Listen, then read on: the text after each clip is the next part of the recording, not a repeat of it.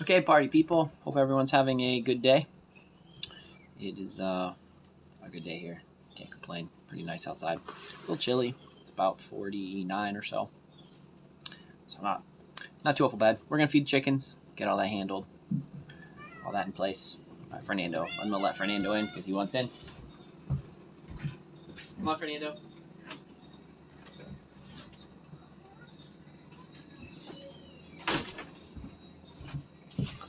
Okay, Fernando is in, so we are all good to go. So we're gonna go feed the chickens. We're gonna talk a little bit about some other stuff, some of the stuff I'm doing to prepare for fall. I'll show you guys some of the stuff that I'm prepping, and we'll probably go through a quick little tutorial prep to show you how I'm prepping my my pepper plants. But we'll do that after we feed everyone, and yeah, that's really about it. So just nice casual, slow day today, just playing on the farm. So glad to have you guys all here, and for everyone else coming along, great. I have started. I did it first today, so if any of you guys use Instagram, you can go to it's X Dr. Firefly. Just find me on there.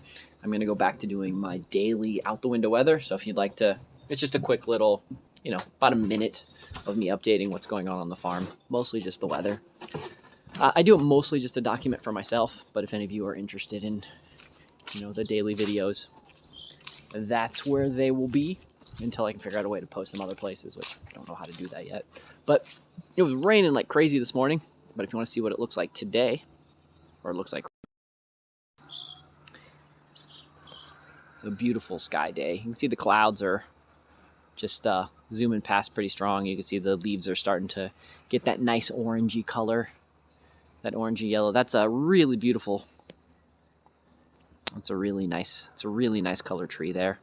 My favorite trees used to be right there. There used to be 3 trees right there that all produced really cool colors, but over the course of the years, the trees are gone, unfortunately. But no worries. So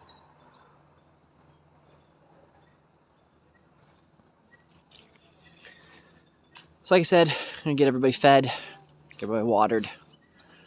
I've got some stuff prepped to make things easier, so.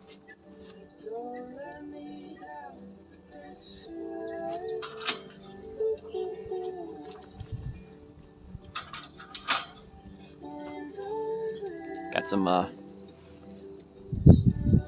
bunnies hanging out here. The reason why the bunnies are hanging out here is they are waiting for the pear tree to drop pears, and then they know that they've got, awesome food waiting right for them.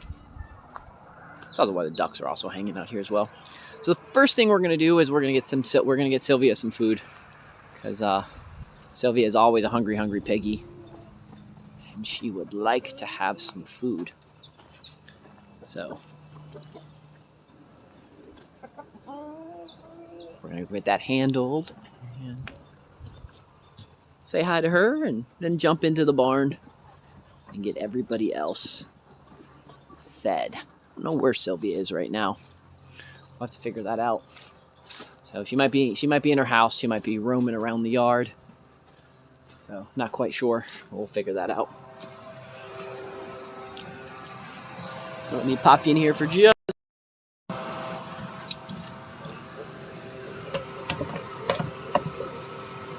You guys know the crazy mess in here, because that's what this is my kind of crazy mess barn. At least for now.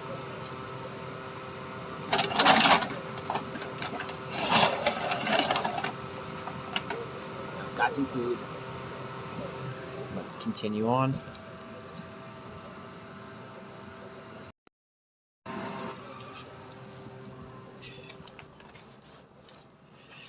So many projects I need to do.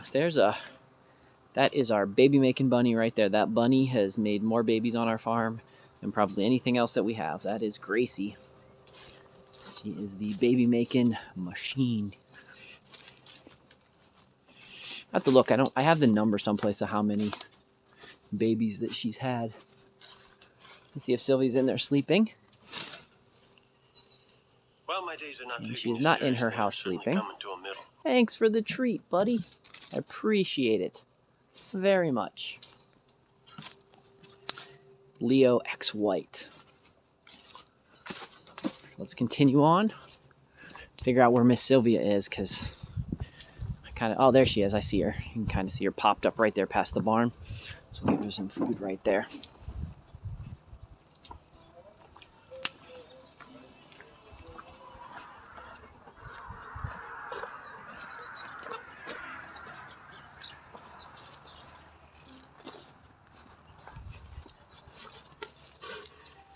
Right, Miss Sylvia?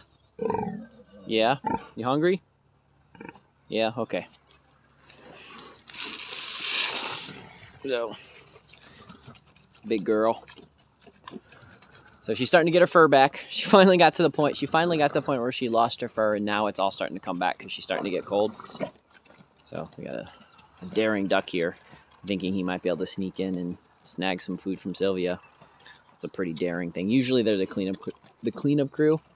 So it's pretty interesting that that the duck's going for the sneak attack on some extra food.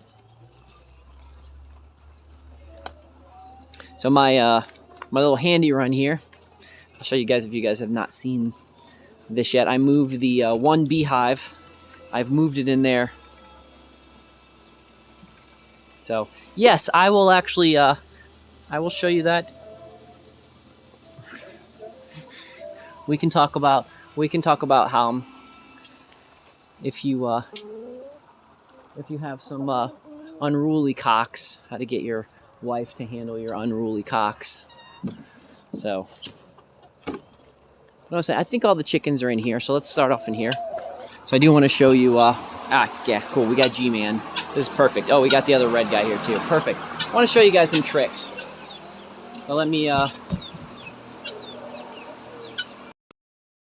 So let me show you guys one of the tricks.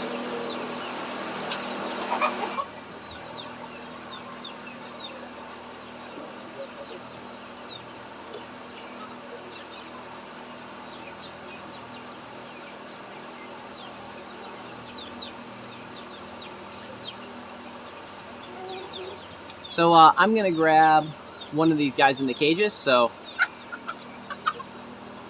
I'm gonna grab one of these guys.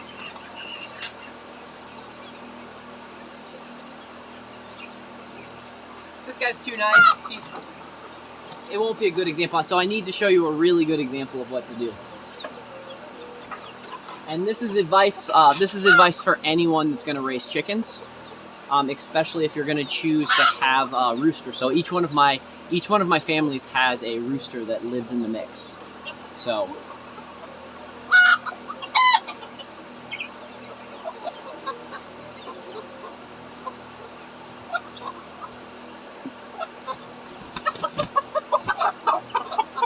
Okay, so let me get the camera down a little bit less. So here you are, you've got yourself a rooster. So you guys can see that this is a rooster. You guys can see his big comb. And you might be wondering, why are your roosters so calm? Part of it is, so see this spot up here? That is, the bigger this is, the more that rooster thinks he's in charge. And it's just kind of the way they show off, and especially if it's nice and floppy. And it sounds really bizarre, but So this guy is definitely would be a head rooster in most barns. Now he's also a silky, so he's going to be a little bit more docile than some other ones, but he's still at heart a rooster. So one of the tricks that I do when they're very young, and I'll show you with some of the young guys what we also do, because I got some young guys there as well. So while they're still young, one of the biggest tricks that I do is I put my hand over their face like this, okay? So, and then I mess with this, because the more you mess with this, the more this is their weak spot. This is where they fight. This is where they bleed a lot when they fight, because they each grab this and pull on each other. So the more you can handle this, and since I don't have a comb, he has no defense back from me. So I handle his comb. And you see he doesn't really like it. You can also handle his gobbles, and these lower ones as well. But handle the comb, mess around with it as much as possible. Get in the habit of always picking up your chickens. So some chickens, some people like to pick up their chickens where their feet dangle. Some people like to hold them with their wings. I like to get both hands of their wings. And then if I'm going to hold them two-handed, I'll hold their feet under them. I like to get them nice and close and hugged. And so that way they have a nice, good, calm composure. So, but as you guys can see, this guy's pretty chill. And it's just you do it from a really young age. So let me grab a young one for you and show you.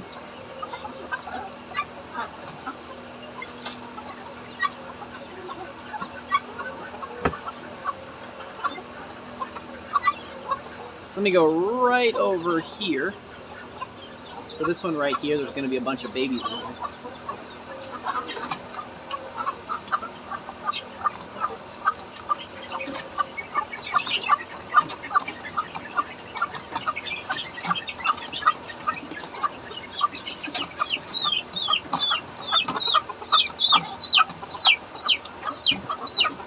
So with babies, what I do is I try to handle, I let their wings, so if you guys can see, they can still produce their wings out like this. But I grab them here so I can get a nice handhold in. You can see, I've got one up around, here's my pointer fingers up around their neck. And the reason for that is that way I have control over this. And then the other three fingers just wrap around. And then I have my thumb, so I've kind of got them in a nice grip. I'm not going to drop them. I've got complete control. If they flap around, they can still flap their rings. And then if I need to give pressure on their feet. But then, so once you have a chicken like this, see how you can still do everything. Once you get a chicken like this, you've got most of the control. So then what you do is, I do this trick where you cover their head. So part of the reason that is not only does that calm them down, but it also gets them, they get your smell. And then see, this guy's got a little tiny comb right here. So then you just get in the habit of rubbing their comb and rubbing their head and petting them. And this is going to, with hens too it works, but this is going to be one of the best ways to keep your chickens calm. So I suggest whenever you have babies, you want to handle them as much as possible.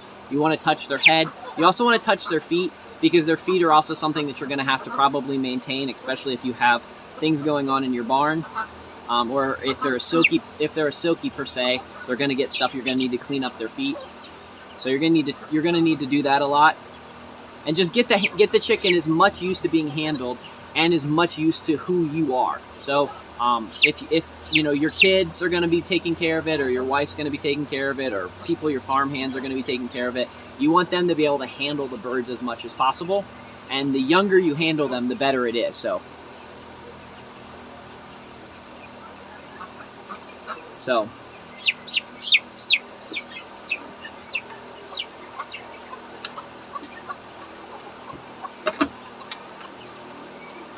yeah, so what I normally do is I'm small scale, so all of our animals are per se education animals. I mean, they make us food as well, but most everything we do here is just for teaching purposes.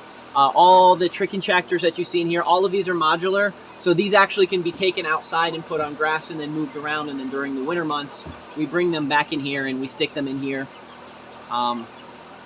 We have silkies, because silkies are just fun. They're built-in incubators. The reason why, if you're going to raise chickens and you want more chickens, you need to have a handful of silkies.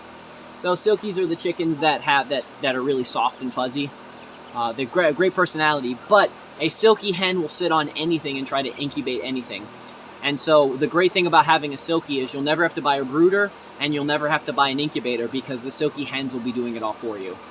And again, they'll raise any other things. A lot of our silkies will raise guineas, they'll raise ducks, they'll, if you've got a smaller silky, they'll raise quail and chicars and things of that sort. They are just absolutely, they're just absolutely the best to be raising, to have on your farm as an incubator, as a work animal. So I like to try to have all of my animals here on the farm. I also like to have them as workers. So I like them to be giving back. So some of them give back.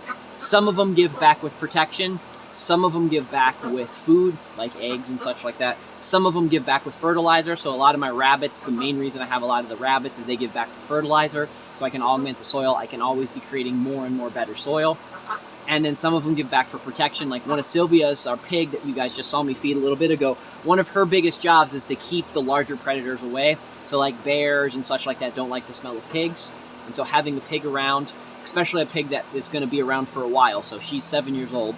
So we're not eating her. Her job is to protect the farm. So having a big pig around and something like that, having each of the animal have a particular job. So I'm a gentleman farmer. So if you don't know what a gentleman farmer is, I'm a gentleman farmer. We don't eat any of our animals here. That doesn't mean I don't raise animals for other people to eat, but we just don't eat any of ours here. So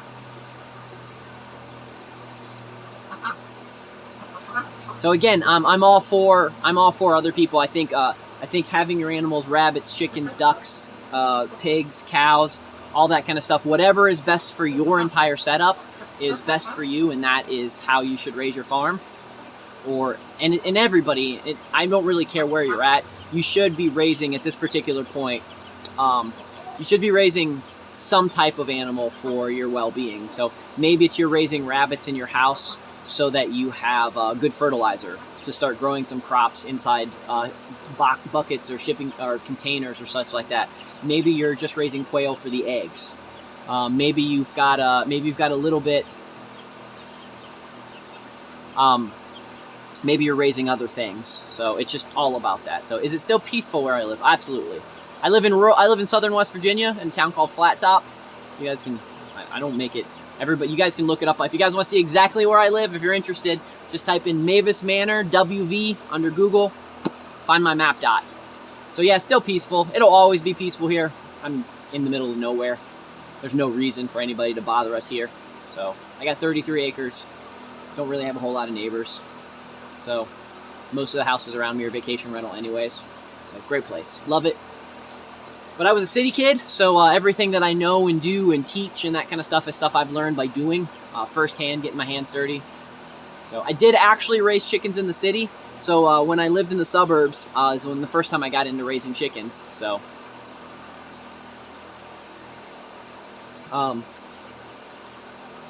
that's when I first started raising chickens. So I can, if anybody's in the suburbs and you need to raise pirate chickens, hidden chickens, I know a lot of tricks on how to do that. So your neighbors and other people can't come and bother you.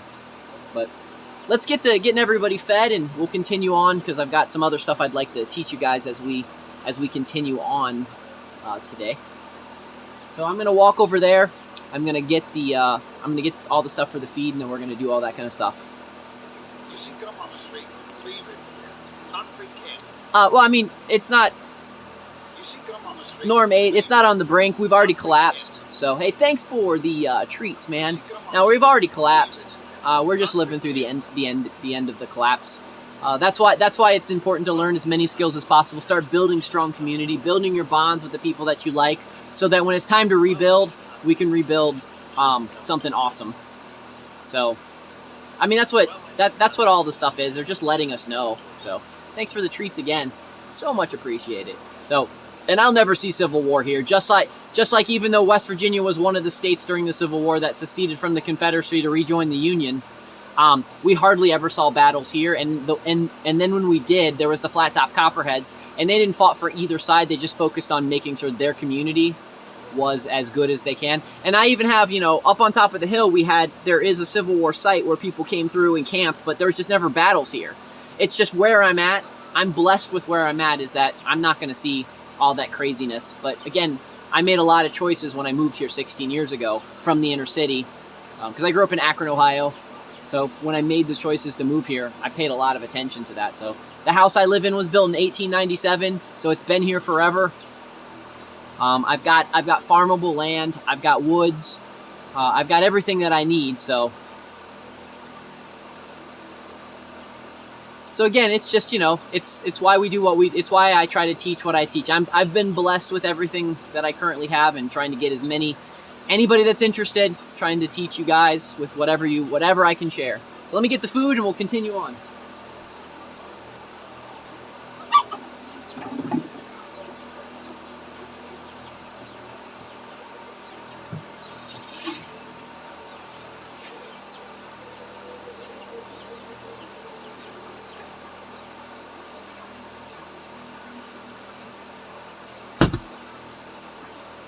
Okay, so for some of you guys like to know, here's what my food looks like. If you notice, it looks very much like bird seed. So what I do is I actually have a mix that I mix myself, which I go to the feed store, I buy the different feeds that I need. I buy, of course, some of the laying mesh and such like that for some of the other chickens. And then I mix in the bird seeds and such like that, trying to get closer to a more natural bird diet, what chickens actually want to eat, but also making sure the stuff that science knows is good for them, especially if you have egg production, but then also mixing in everything else they need. So that's kind of how I have my feed set up. It works really well, especially since I have so many roosters. And I had so many roosters because I like the diversity, and plus roosters are very, there's a lot of benefit of having roosters in your chicken coops. They also protect, like if you want extra protection, roosters are gonna sacrifice themselves before the hen gets killed, and so you have that particular thing. They also are going to ensure that you, of that quality of chicken, they're also going to ensure that you always are able to breed that particular chicken. And plus, they don't take up that much room. Like, I don't know why so many people have this dislike, this hatred. They don't really eat, and especially if you're sticking with bantams and such, they don't have that much difference, so.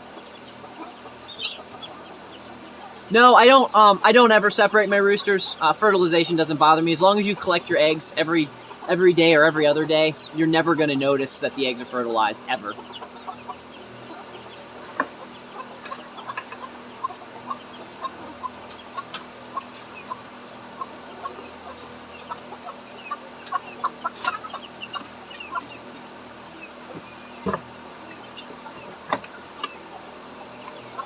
So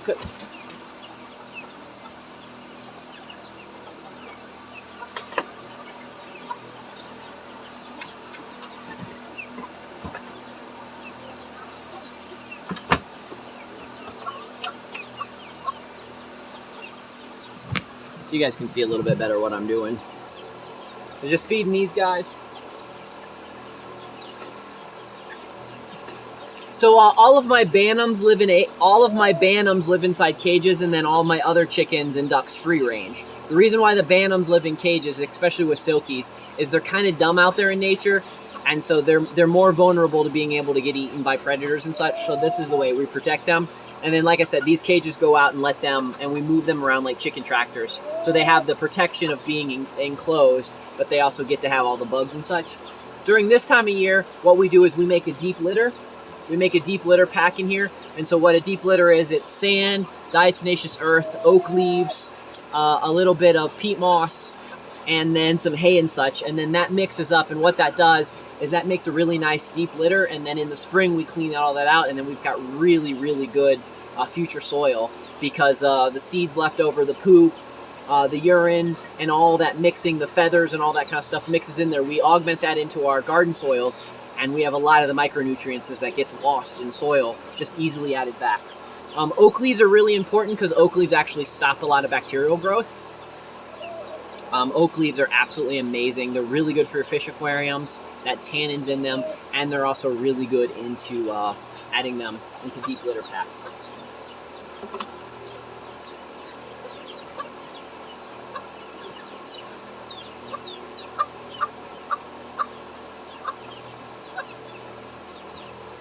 So you guys can see here some bantam eggs. So I broke one of them as I was pulling them out, so this one is broken. So we'll give this one to some, we'll give that one to some other guys. But Bantam eggs are a little smaller, so you can see that they're definitely smaller than your average eggs. You compare them to my face or compare them to my hand, you can see that they're definitely smaller.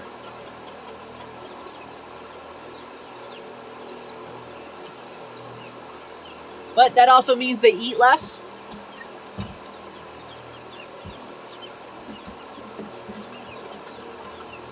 And bantams usually eat about one quarter less than what than full-size chickens eat.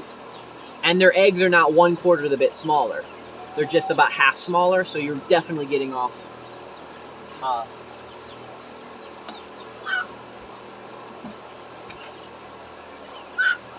So I should rephrase that. Bantams eat 3/4 less. I knew the math didn't sound right.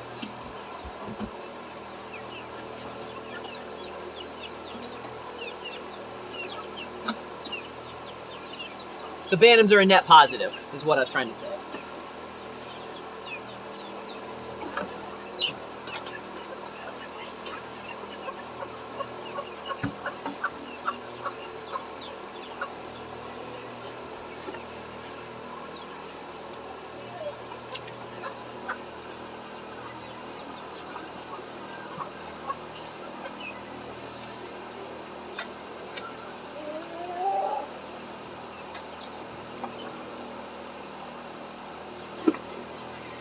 So we need to get all these guys fed, then we're gonna go through and get all these guys water. Again, I got the water in here, so that won't take very long. And then after we do that, we'll go on some other fun adventures. If you guys have any chicken questions, or really any homesteading farming questions, definitely feel free to ask. If you want to just talk to us, because usually every day while I'm working on chores and such, I'm hanging out in Discord. If you want to join Discord, !Discord. If you don't know how to use Discord, but you're interested in that kind of stuff, send me a message. Hit me up with an email or send me a message and such like that. I'll spend some time walking you through how to use Discord and how to get on there and hang out with us. But we talk about a lot of different stuff on Discord, but I also have been putting a lot of the farm videos and stuff that I think are good lessons for people to learn that you can check out there. So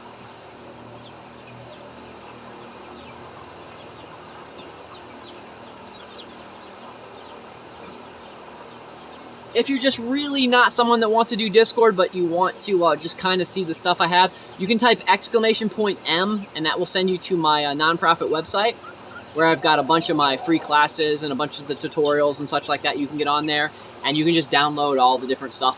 It's all free, and it's kind of to give back so that you guys can figure out how to do stuff, and you guys can, and my email and my phone number are the easiest way to find on that one.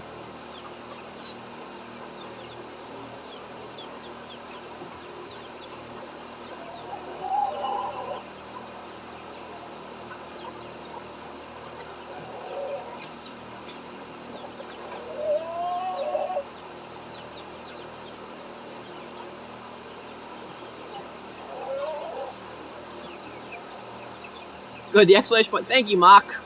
I don't understand why we didn't leave that son of a bitch in the pool of his own blood. We'd be dead. Thank you so much for the sub. Absolutely. For gifting a sub. That is always so gracious of you. Always so gracious. So we're going to go over here. I'm going to spin the camera around so it's more exciting.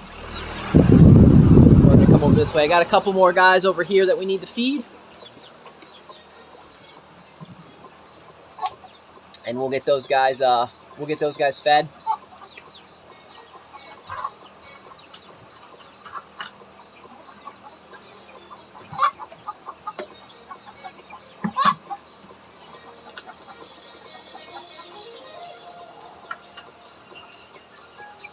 So in the barn right now, we have mostly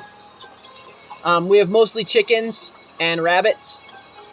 So because we've been raising so much rabbits and there's been so many more rabbits coming about, because rabbits are awesome. Everybody should have, if you're going to do a small homestead or even a small farm, you guys, or even just in your house, you guys should raise rabbits. They're very, very awesome to add to the mix. But they also find ways to have lots and lots and lots and lots and lots of babies. So we'd be dead. Can't get paid. Dead. Can't get paid if you crawl away like a bitty little fuck neither. Gotta share this job. 10% of nothing. Let me do the math here. Nothing and then nothing.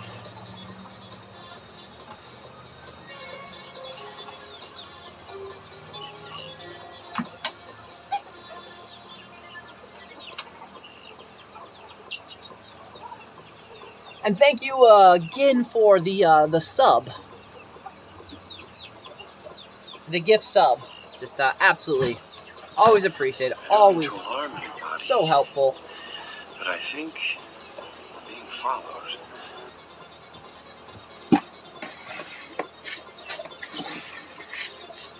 Okay, so I think I got everybody, we now got to move over to the rabbits in here. So I think I got all the chickens and such fed. Let's get that settled right there. So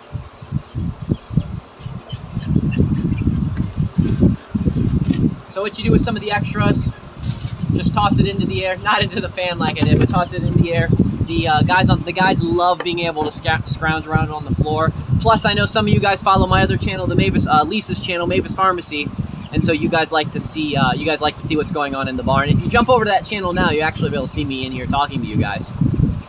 But it's just good to always sprinkle some stuff on the floor, especially during the day. That gives them some stuff to do. But I also make sure I have containers for them to get and to deal with that kind of stuff. So when they're super hungry, they know where to go to. So let me put this over here, and I happen to have some food already ready for the bunnies. So then we're gonna go over and get the bunnies in here. So I did feed everybody in the bunny barn already, but we'll probably head over to the bunny barn in a bit just because I think some of you probably want to see some of the baby bunnies.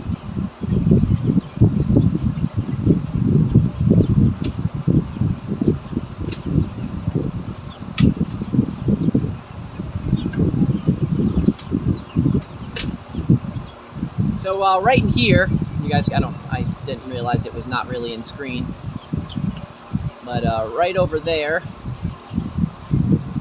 you guys can see where I've got some lion heads. That's a lion head right here. I'll let you guys see what the lion head looks like.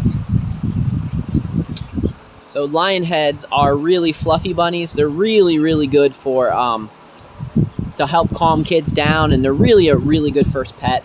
They sell for pretty well, but if you're trying to do homesteading, they're more of a market rabbit. They're more of something like that you're going to sell for people that want to buy a pet rabbit than they are going to be for eating and such like that. Their bone to meat ratio is not very good, so they're not that good of a homesteading. They're good for homesteading rabbits simply for the price of what you're going to acquire. So.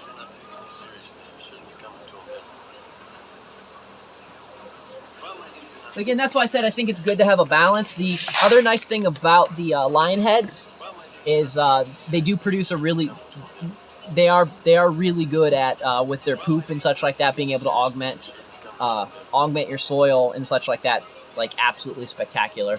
Because the cool thing about rabbit poop is it can be augmented right into the soil, and it's not going to burn any of your plants like a chicken poop or a cow or something like that will. So their little pellets are just absolutely designed perfect for even just small pots in your house.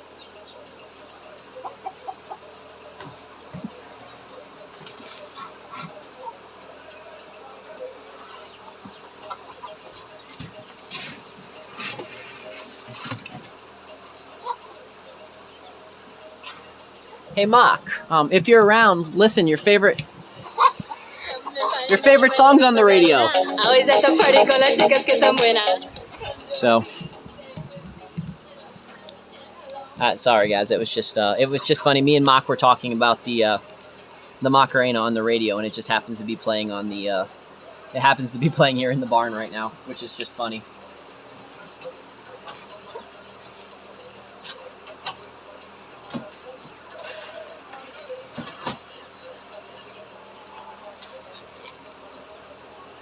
Okay, so we got a couple more guys to get fed in here, and then we're gonna give everybody water.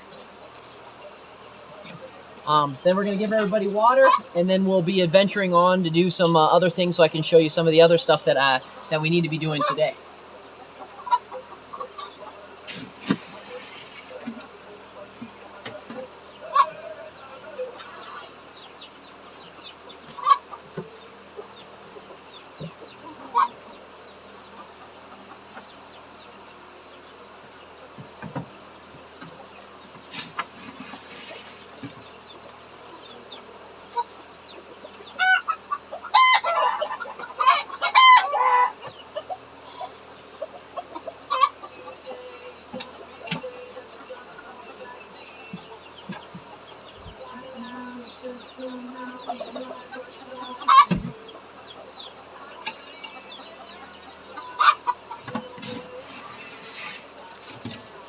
Okay, we got 2 more guys to feed, and then we're gonna water, and then some other stuff.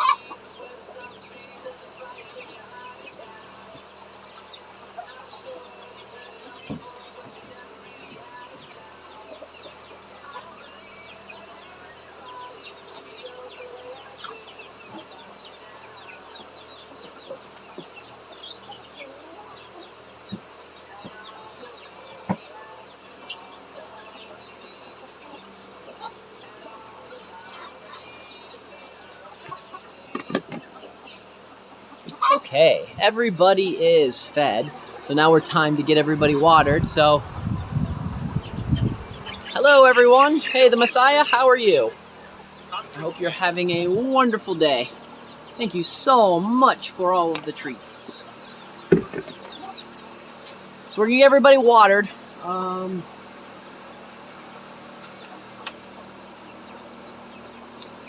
Found it. I knew my water jug was in here.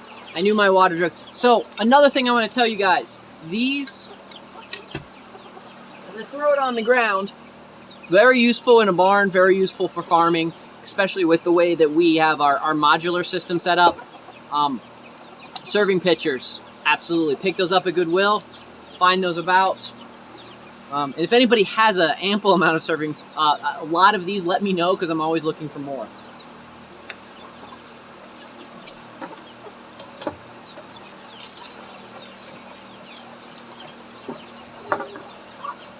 Normally I find mine at Goodwill and such like that, thrift stores.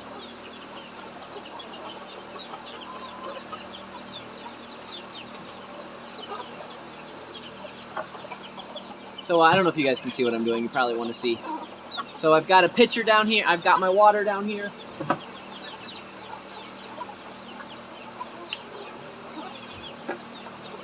And then because me and Lisa have it set up really simple. Thanks, man. Because me and Lisa have it set up really simple. We've got, let me fill these up and then I'll show you how it works.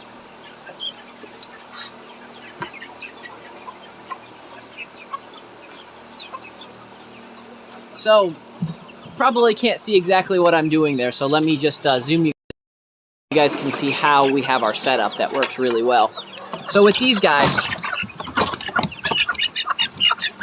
so what we do is we have a double plastic. We have a double plastic setup. So it's got a lot of grass on it. We got a double plastic setup in here so that we can quickly just give them the food and such.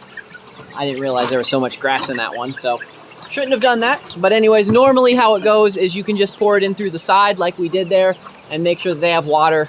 That one was dirty, so I'm gonna have to come back and get those. But in general, by doing it like that, you usually don't have too much to worry about. You can make sure that they have water. And the good thing about those is if those freeze, they only break that little plastic container, and you can just get some more of those, or you can move that plastic container over to become a feeder. And then you don't have to worry so much about that, where some of these bigger ones, you know, some people like to use these and then they put the bottom on, they put the screw bottom on. Problem with these, if you live in a cold region, these can freeze. And then we have a lot of them that have cracks across the top. And for the cost of these, compared to the cost of those, we've still found out that is still it's a cheaper route to go. And then you can also, if you're someone that knows how to recycle plastic, you can actually melt down that plastic pretty easily. It's a pretty easy melt. It's a pretty easy melt plastic.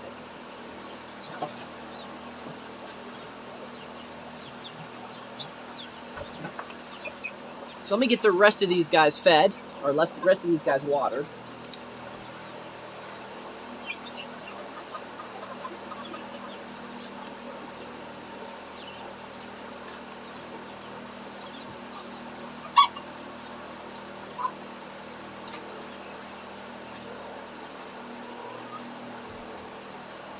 Now I'm lucky because yesterday I actually cleaned out every one of their water containers so they're not dirty, but at least twice a week, maybe even 3 times a week, or depending on the cage, you do need to clean out. Like that one had water, I'm gonna have to clean that one out later today and get all of that grass and such out of there so we don't cause more algae and such to grow in there. But in general, this is one of the easiest ways to to give water and such. Good for some time savings.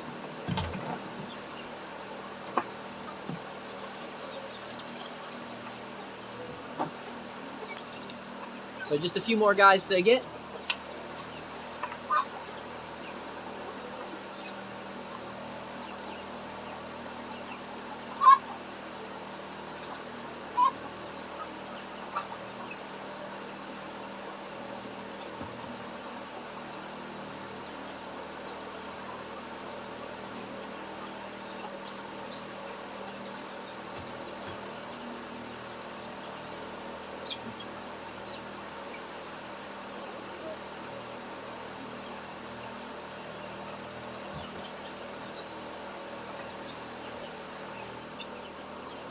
So a few more to get.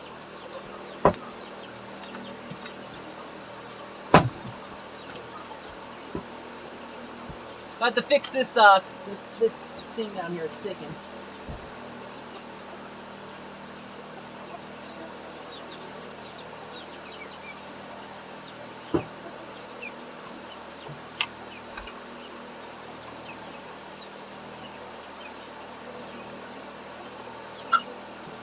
And I would say, yes, you absolutely do need to get some land. Even if it's just a couple, even if it's just a small amount, you want to start as soon as possible.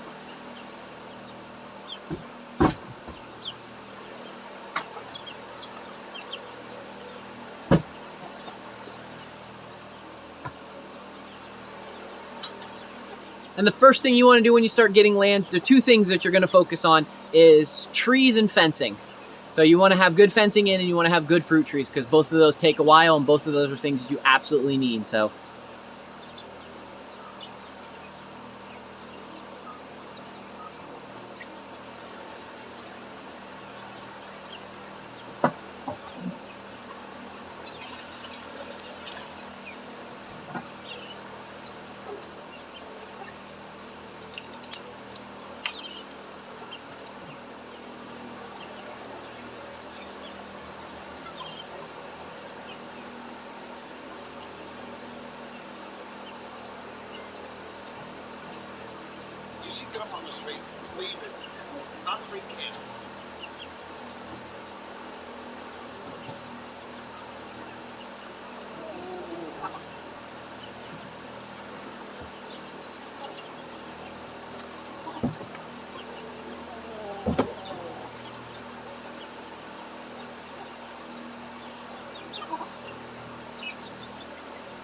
if you're in Southeast England, thank you so much for the ice creams as well.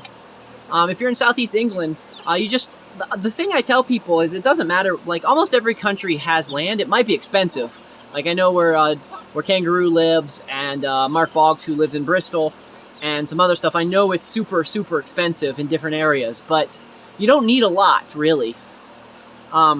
If you're, let's just say that you are in a place where land's really expensive and just in your back garden and you can have maybe, I don't know, just a decent enough place in your back garden to grow stuff, you'd be surprised. Or if you live a place where you're allowed to have chickens, your back garden is just a good enough spot to be able to start stuff. Now, if you can get more land, absolutely. I don't think that too much land is ever enough. But you should be able to just start off small. Don't overwork yourself. You know, just a small farm. And a small farm can really just be a house with a big back garden. Like that would be fine. So, you know, or if you don't guys, when I keep saying big back garden, if you're not sure what I'm talking about, it's just a big backyard. For us here in the States, that's what we refer to as our, you know, a nice big backyard where you can actually put a garden in. So.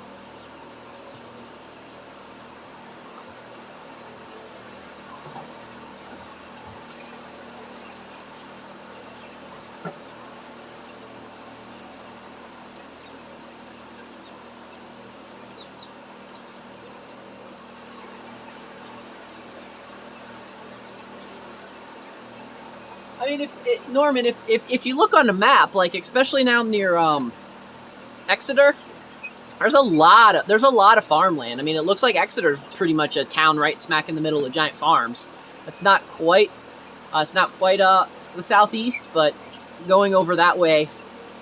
You know, Devon's got some nice, Devon's probably got some nice farmland. The problem is what you're going to do for a living. That's the one thing I've learned about with the UK is being able to find more farmland and such over there. You're going to be less and less from a population group, so you're going to have to rely more and more on being able to generate your own revenue from your farm and being able to survive that way.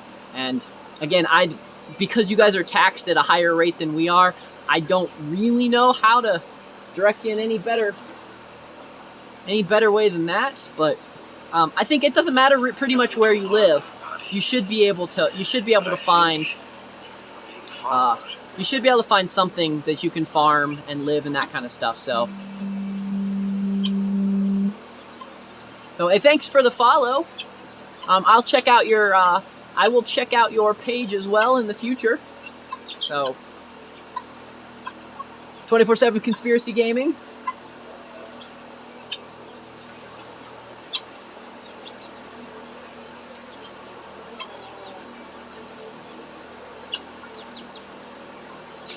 Okay, so just got to finish off this last little bit in here. 24/7 Conspiracy Gaming ! Discord. If you jump on my Discord and you also just post, post your link that way too. That would also that'd also be cool. And then that is pretty easy to find. But I'll check you out.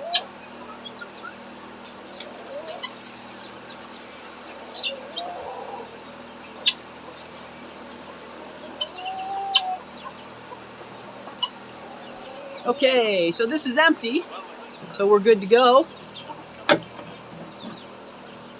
Everybody in here has been watered. I believe so. Again, thank you so much for all of the treats, guys. Now we're going to, let me take this outside. I'm going to show you guys my beehives. And then we're going to walk out to the garden, and then I'm going to show you the other tricks that we've been working on, so.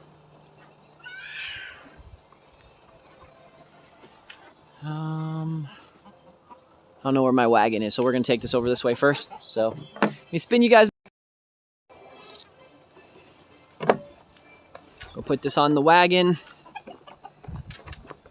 I mean, look at this ginormous cloud that just moved in, man. I don't know if you guys can really see it, but it's a very, they're zipping past, but a really heavy, nice, big fat cloud. Just sitting right over us right now. Well, not quite sitting over us. If I go straight up, you'll see it's just a big cloud, but a nice big cloud just hovering right there. Looking really cool. Doing its thing. So there's one of the fruit trees.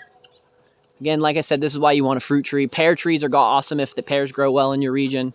So nice big pears. So very tasty. So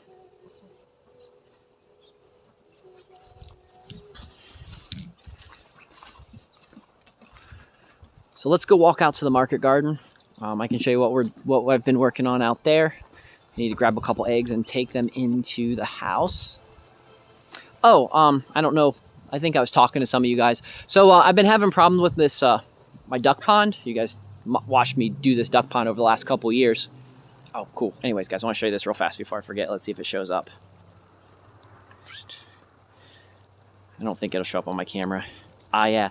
See the cool sun line that's buzzing over top of the clouds? It's really cool for me seeing right now, but you can really kind of see how awesome the light is kind of over the clouds right now, or at least I hope you guys can. Anyways, it's pretty interesting.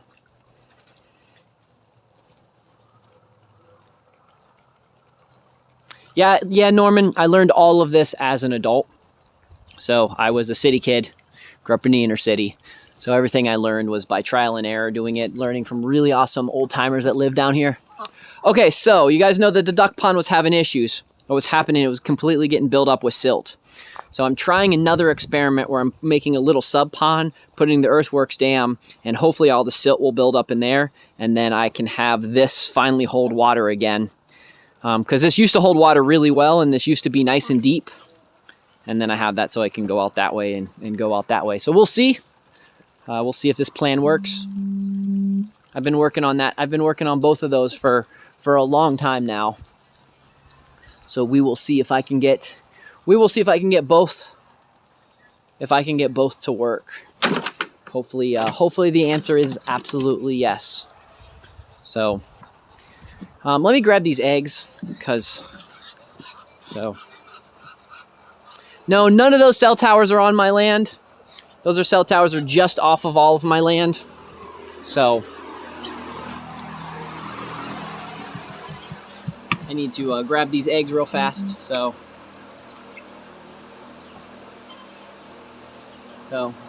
see the eggs. Let me put these guys eggs in here.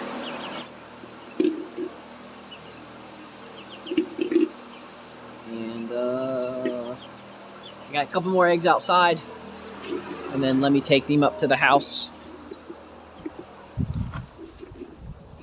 Because I'm getting text messages from the fam wanting to know where the eggs are. Because, you know, more eggs. So let's walk up there real fast. Then we'll continue on. I'll show you the next step that we're going to do. Walk up to the house.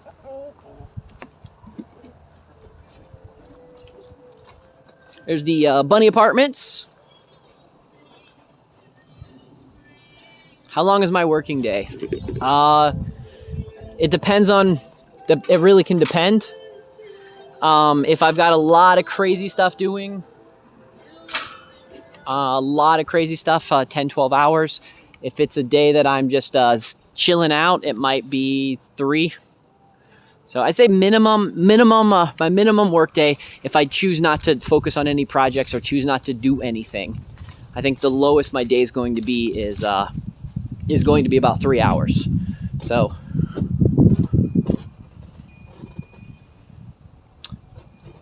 I used to get about 30 some eggs a day, but a lot of my hens are getting older now, so not quite as much. Let me go drop off my eggs real fast, and then we'll continue on. Let's make sure that they know to check the eggs. So, Dad, here's a handful of eggs, but make sure you check them all. Okay, thank you. Yep. Okay.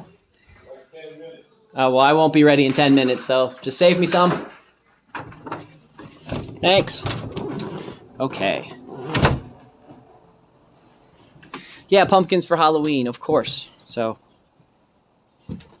yeah, one day I'll give you guys a full tour of the house and such like that. Let's go. First thing let's do is let's go see the baby bunnies, because I know some of you have been sitting around here waiting to go see the baby bunnies. So let's go check out the baby bunnies first. And then we will show you the other things that I need to do, and such of that sort.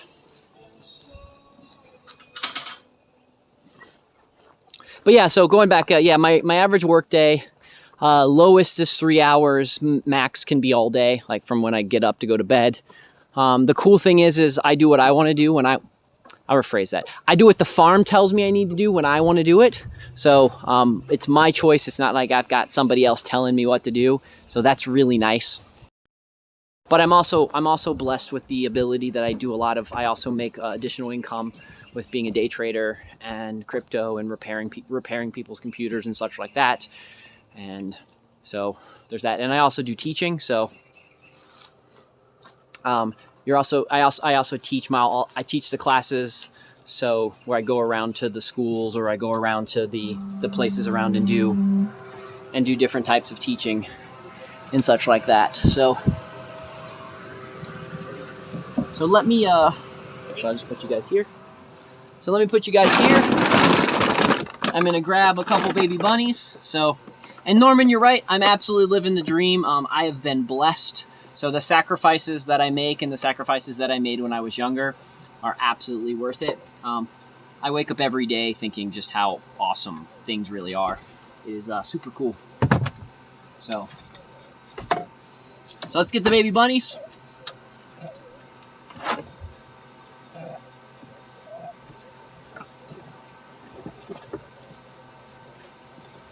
Here we go. here's a nice little fat baby bunny. So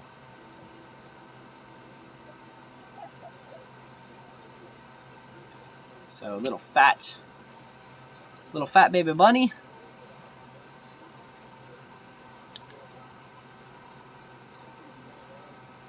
So I also get to be around lots of baby bunnies. And that's really cool. See if I can grab my favorite. Right here.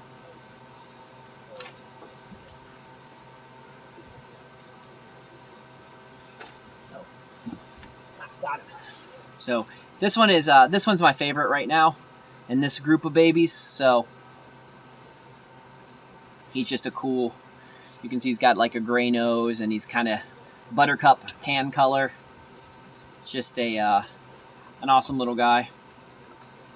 And so in this little cage right now, there are like 10 or 12 baby bunnies, because that's how I usually have baby bunnies. They usually come with a whole bunch. So, and then just try to handle them as often as I can, so that if they go to pets or if they have something else, they've been used to being handled. They've been used to being handled and all that kind of stuff. So that's the perk of the baby bunnies. So let's go now out to the market garden. Again, thank you so much for all of the treats. So let's walk out. Let's walk out to the market garden, so you guys can see what we do out there. These are where I grow a lot of. I started this out in my hayfield. I started a whole new plot. Be able to grow a variety of stuff. Did very well this year. Did the Three Sisters tactic. So what Three Sisters is, it's an old Native American way to grow. You can grow a lot of food in a small area. So in the Three Sisters, we grew corn, squash, and beans. And you can grow corn, any type of gourd. That could be, if you happen to live in a place where watermelon grows well, or pumpkins, or other types of gourds. And then you can replace the beans with peas if you want. So it just kind of depends on what you're looking for.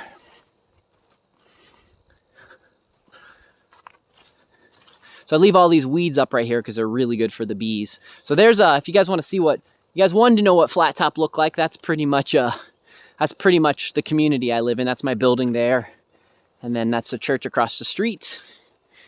And yeah, it's most of Flat Top. My house is right there, and then the post office used to sit right next to my house. So not very crowded. Nice quiet, sleepy town. This is my hayfield.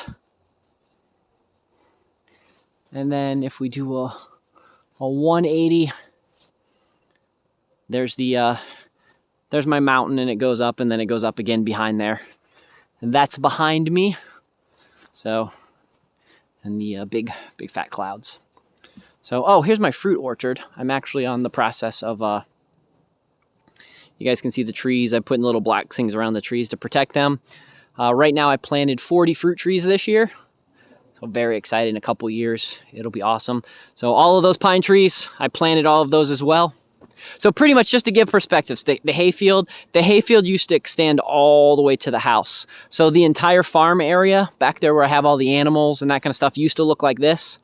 And then over the last 16 years, I've been building and trying different things, and that's why it looks like what it looks like now.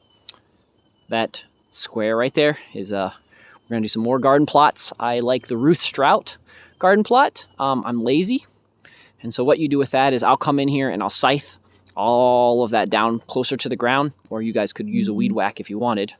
So I'll scythe that all the way to the ground, and then I'll break open those bales, and I'll shake the hay all in there.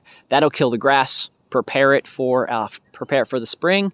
I'll come in there, if there's a couple weeds, pull up the weeds, but then I'll be able to plant right into that and won't have to till or really do any too much crazy work, and it'll be ready to go for next year. So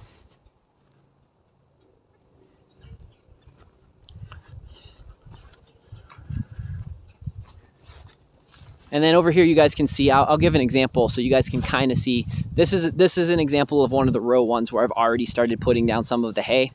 So you guys can see I've put down some of the hay. I do need to get those dandelions out right there. So I'll put down some of the hay. I'll put down some of the hay right here. I'm going to come up here and I'll scythe these really close down, and then I'll come up with the lawnmower, mow the strips back in and such. I haven't done this here because even though it's still been getting cold, if you guys look here, even though it's still been getting cold, I'm still getting tomatoes. And so lots of tomatoes still growing in that crazy mess. So, and then I've got a bunch of potatoes and such growing in there. And so, and then there's my corn. So you might be wondering why I'm still leaving up the corn. So I leave up the corn. I come through and I collect whatever I want from this. I leave the corn so throughout the course of the winter, the animals and the deer and such that pass through, they've got a little extra stuff to munch on. And then in the spring, I'll come and really clear that up. I'll probably scythe that down. If it's corn, I usually till for the corn because corn likes fresh soil. But if it's not growing corn, I usually don't like to till. So I will be picking this probably tonight because I think we're getting a frost. I think we'll have our first frost tonight. But for those that have been following the watermelon saga, here is my watermelon.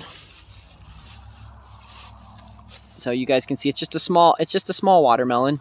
But here is my watermelon that I grew this year. Very, very excited about. Very excited to eat that guy. I'm very excited, and still some tomatoes and such growing right next to the watermelon.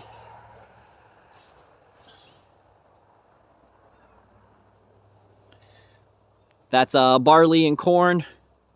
So barley and corn and such like that. It was raining. For the glory of Christ, it was raining this morning, and it was really, really chilly. Ooh, look at that cloud. So I'm a cloud watcher, so I really like shots like that. So yeah, it was about 45 and raining this morning. So I was pretty chilly. So I wanted to make sure. That's about for you guys in the UK or Oz, that's about 4 or 5. So it was about 4 or 5 and raining. So I just wanted to, so I'm actually kind of overdressed, but I was getting cold. So yeah, beautiful clouds, man. Whew, awesome. And the colors are still popping, even though we're a little bit past the really beautiful colors. So I'll show you guys, you guys like to see my bees and you like to see all the other stuff.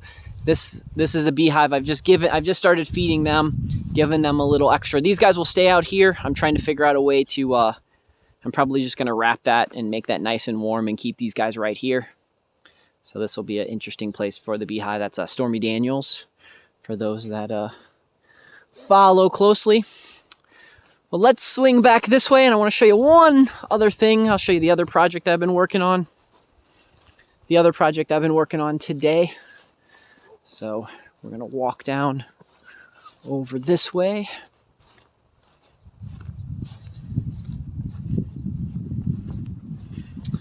Got my little sneak peek through there. We'll make sure we get some of that sky in too as we're walking over there. The sky is just, I mean, look at that. Look at that. Look at those nice stacks of clouds right there. Just stacking up because it's hitting the mountains. So pretty high up here for those that are wondering. I'm about 3,500 above sea level. In the UK, the easiest way I can refer to that is that's right around Snowdon. So for you Dimatra kangaroo, that is somewhere in your Australian Alps. Actually, I think I'm actually higher than most of the Australian Alps. But yeah, planted every one of these pine trees from when it was a tiny little baby tree. So these trees are about 13, 14 years old. Planted them as seedlings. I usually try to plant 1,000 to 2,000 trees a year. So I'm really behind this year. I think I'm only at like 150 trees this year. Won't reach my 1,000. And won't reach my ultimate goal that I wanted of this year was 140,000. Will not reach that goal, but so be life. So these are some of my other bees. So here's some of the other beehives. So that beehive I have not got into once. I've only got into once this year. That's my control hive. And then that's a split off of the control hive, and that's part of my blue bees. Actually, I want to... So what I'm doing is I'm buttoning this up to try to give it so it doesn't have as much the heat, it doesn't have as much surface area for the heat to come out. So I'll give that little bit so they can get a little bit of air and they can go in and out through there. So, and then you guys can see there's still bees doing their thing, but because it's chilly out right now, they're not going to be super active. So there's my little frog pond where I was trying some different types of experiments, but also was making sure that I always had frogs, good quality frogs and tadpoles, and a nice good habitat for them to live in. The reason that plastic's there, you might be wondering, why do you have plastic sitting in there? I have that plastic sitting there, that way if a larger animal jumps in there, it doesn't, and the sides are really slippery, it won't drown. That gives them a little bit of footing, and that gives them enough to be able to keep their head above water, and then they can drag that footing up to the side, and they'll be able to crawl out. So a lot of stuff you have to think about when you make things is you want to make sure that your animals aren't, if wild animals or other things are going to get into stuff, they're not going to drown, because then you're contaminating the water and such like that. So, have to think a lot ahead. Again, you think a lot ahead because a mistake happened. You made a big mistake at some particular point, which I have done in the last 16 years. I have done many, many, many times. So, okay, so we're gonna go up and I'm going to show you how I am going to preserve my pepper plants for next year. So me and my dad grow some pepper plants. I grow ghost peppers. He grows a variety of other different types of pepper plants. So we want to preserve some of them, and I do some. I preserve some of them with cloning, and other ways I go with this other tactic where it's kind of like bonsaiing, but it's treating them. It's teaching them to go inside and to get them to get acclimated to living in the house and giving you a really big head start, because tomato plants actually would really like to live year after year. My yard is, because we do release some of our bunnies. Just got bunnies just hanging out in the yard. Like if you just look around my yard, another bunny right there, just rabbits hanging out in the yard, and the cats, see the cats don't even bother them. Okay, so I'm going to fling this over here so you guys can see what I'm doing. I'm going to walk over there. I have to dig up one of the plants. So just give me a second. I'm going to walk over. I'm going to dig up one of those plants, and then I'll show you guys all the tricks that you need to do once you dig it up to get it ready for bringing into the house.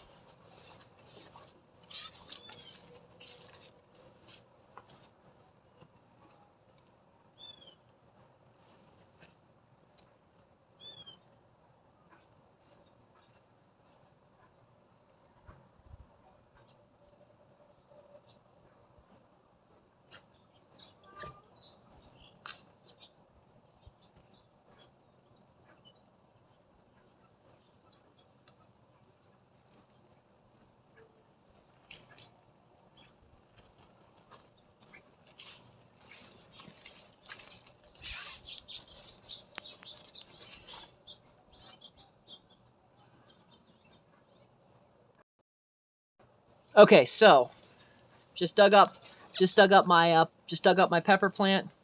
See, there's a lot of dirt here on the roots. If you're gonna bring this in the house, one of the things that you want to do is you want to get rid of much of the dirt as possible. So I'm gonna hand do that here, and then let me move you guys here so I don't get splashed. So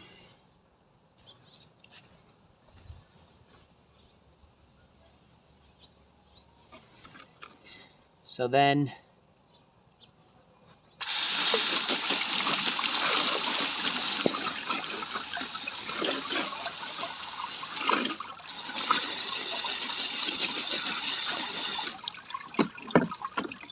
and can't tell, but I'm actually collecting this water too. Most of this water is actually being collected so I can reuse it.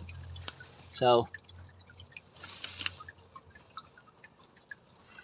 there you go. This is kind of a rough, it's just a really easy, this one's still got peppers on it that are still good. So you guys can see some of the peppers here that are on this guy. So then we'll go to the next step. Let me swing the camera over there so you guys can see what I'm doing next. Topsoil down. So I'm going to grab that thing of topsoil over there. I've got myself a container.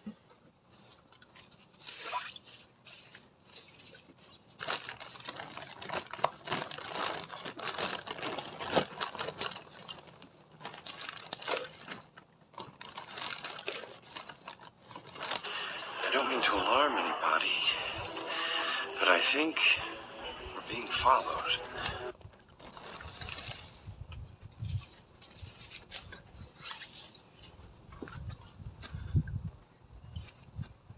Hey, thanks for the follow.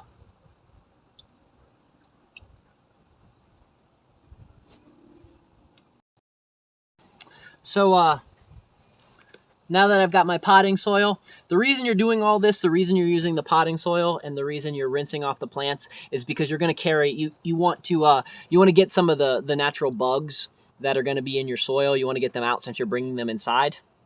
And you're not going to have all of the natural elements that are going to help kill all of the other issues. So while you're bringing them in and while they're going to be living inside, it's best to just have them kind of as best of a chance that they have. So you can get this really clean. I've learned that that's probably clean enough. It's got a nice root ball. So I've got a little bit of dirt here. So what I'll be doing here is just putting this in here. Trying to get this centered up, get all the roots in here. Have it sit nice there on the bottom. You guys can see. You guys will be able to see, right there. Sitting a nice bit of roots on the bottom. And then all I'm gonna do next is put this camera down so you guys, realize there's not a lot of stuff that is a two-handed job. And so then all I'm doing next is I have this like this with the roots kind of this centered with as many roots down as possible. And then the topsoil that I collected, or the potting soil I collected, pour it all in. Get it down, pack it down nicely.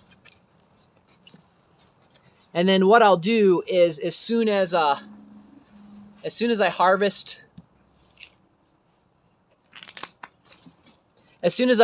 all of the peppers and such off that, I'll trim this down a lot. So I will get this and I will trim off most of this kind of stuff, and I'll get down to just the new leaves because I want to try to trick this into going dormant. I don't need the leaves. It doesn't need a lot of the leaves, especially if it's going really slow in the winter.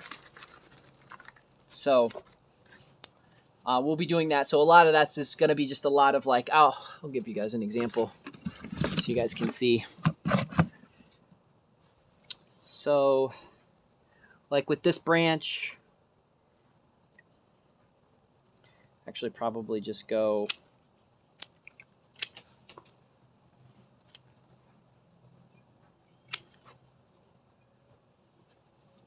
this guy's going to be right here. He's got a little friend starting.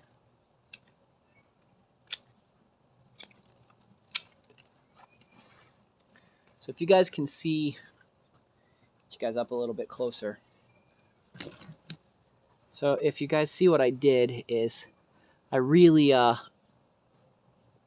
did I do there? I made that real big. I'm not sure how I did that. Let's smell all that.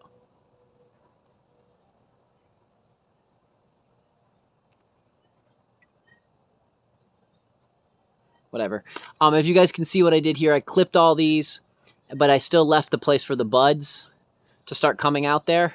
And so that will be able to produce more leaves and such like that when it's ready in the spring. That one actually is going to need to have an anchor on it as well. I'm going to need to put I'll put a stick in there to anchor that guy off. So, but I'll take that guy in the house in just a little bit. And he will be good to go. Let me pack that down a little bit more. So probably gonna need a little bit more dirt. So you got nice clean hands after you're done. Now, one of the big thing is you want so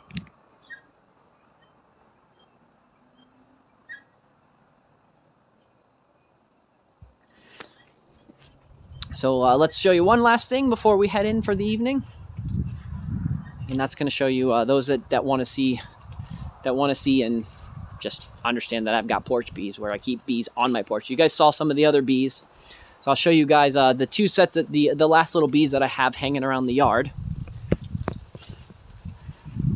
Well, let me see. I might, because the gimbal is acting up. Okay, I got a little bit of juice. I got a little bit of juice left in the gimbal, so it should be enough. So let me spin this around. So you guys can see I'm starting to get these guys ready for winter. These guys will be covered up. I will wrap these guys. I'm still feeding these guys. I'll wrap these guys, cover up, and then I have kind of the rain barrier on top of them ready to go. But these guys will get nice sun even throughout the course of the winter. And then we'll go to the porch bees so you guys can see the porch bees. So here's my front steps. There's my door. There's my scythe. And there's my porch bees. So this is a beehive ready to go. So I don't know if you're going to be, it's kind of cold. So anyways, the bees hanging out there. So my front porch is right there, just to show you how absolutely easy it is to keep bees, how safe it is. You don't have to keep them very, very far away and such like that. So you're asking, yeah, it's, we're probably going to get our first frost tonight. So that's why I'm getting everything ready and prepped just in case we do. So we will see. Hopefully we don't, but because I still like to save some more plants. But even if we do get a light frost, there's still a lot I'll be able to save. But just in case we don't, I made sure I've got at least one of each of the different types of plants that we have there. So, well, guys, I think I'm going to head off here now. So I hope you guys have a wonderful rest of the day. Thank you guys for following me on this fun adventure. Again, ! Discord if you guys want to join our Discord and all that kind of stuff. It's lots of cool stuff we talk about on there and such like that. And to everyone else, thanks. Probably do this again tomorrow, so look forward to I just whatever time I feel like doing it. So I'll see you guys on here tomorrow. So anyways, have yourself a wonderful rest of the day. Till tomorrow. Adios.